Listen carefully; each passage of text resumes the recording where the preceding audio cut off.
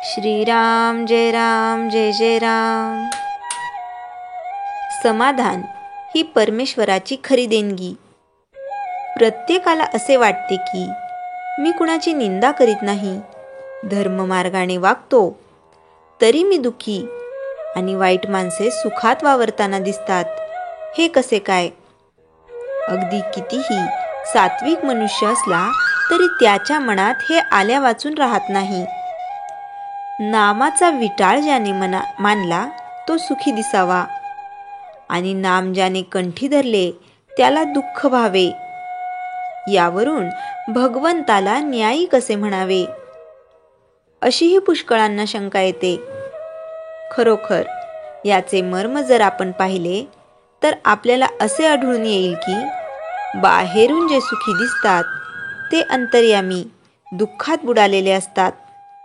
विषय त्यांना पुष्कळ मिळाले, पण त्यामुळे मनाची शांती लाभली तर उपयोग। दोन रस्ते लागले, त्यातला एक चांगला दिसला, पण तो आपल्या गावाला नेणारा नव्हता, आणि दुसरा खडकाळ आणि काट्याकुट्यांचा होता, पण तो आपल्या गावाला नेणारा होता। तर कोणता रस्ता आपण धरायचा? भगवंताकडे जाणाऱ्या लोकांचे गीतेमध्ये दोन वर्ग सांगितले आहेत, एक सांख्यमार्गी आणि दुसरे कर्मयोगी।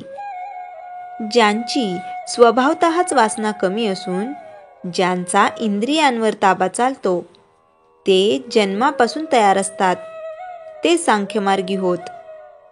ज्यांच्या वासना पुष्कळ असून जे इंद्रियाधीन असतात, पण ज्यांना भगवंत असावा असेही वाटते, म्हणजे आपल्यासारखे सामान्य जन, ते कर्मयोगी होत। सांख्यांचा साधन मार्ग अर्थात सूक्ष्म आणि उच्च प्रतीचा असतो।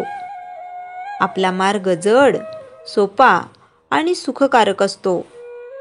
सांख्य हा भगवंताकडे चढदिशी पोहोचतो, पण आपण क्रमाक्रमाने जातो। सामान्य माणसाचा मग मार्ग कोणता?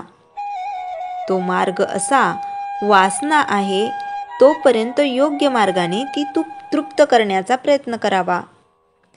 पण ती सृष्टीमधल्या सर्व घडामोडी ईश्वराच्या सत्तेने घडत असल्यामुळे आपल्या प्रयत्नांचे फळ ईश्वरावर अवलंबून आहे, हे ध्यानात बाळगून समाधान ठेवावे। 10 माणसांना त्यांच्या असमाधानाचे कारण विचारले तर ती माणसे 10 निरनिराळी कारणे सांगतील।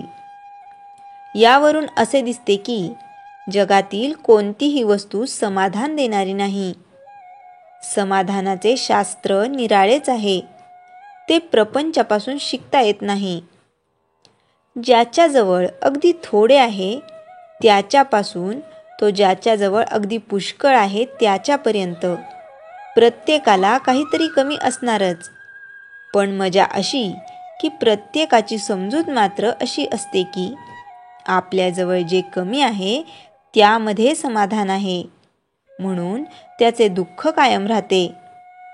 भगवंतावाचून असणारे वैभव आणि ऐश्वर्ये ही कधीच सुख समाधान देऊ शकत नाहीत। समाधान ही परमेश्वराची खरी देणगी आहे। ती मिळवण्याचा उपाय म्हणजे भगवंताचे स्मरण होय। श्रीराम जय जय राम। चैतन्यवाणी प्रत्येकाला त्याची गरज भागेल एवढे भगवंत देतच असतो, म्हणून जे आहे त्यात समाधान मानावे। श्रीराम जय जय राम। जयाच्या जनी जन्मनामार्थ झाला, जयाने सदा वासनामात केला। जयाच्या मुखी सर्वदा नाम कीर्ती, नमस्कार त्या ब्रह्मचैतन्य मूर्ती। श्रीराम जय जय राम।